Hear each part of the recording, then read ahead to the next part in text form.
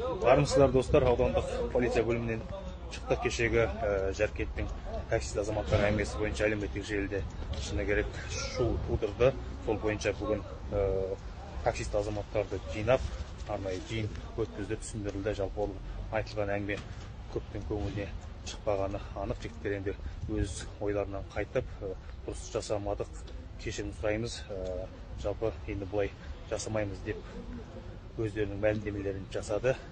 Көріңіздер, аман болайық. Ал құрметті қалайық, құрметті Жаркент халқының тұрғындары, қандастар, бауырлар, кеше әлеуметтік желіге біраз эмоциямызға беріліп, бір бейне жазба жазып едік.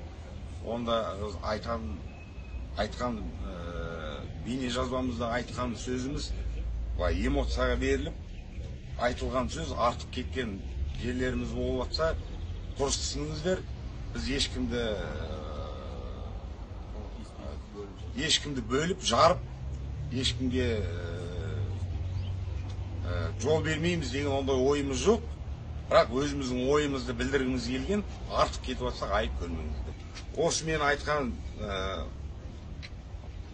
әңгімеме, сөзіме осы жігіттердің бәрі қолдайды. Осы Жаркент тұрғындары.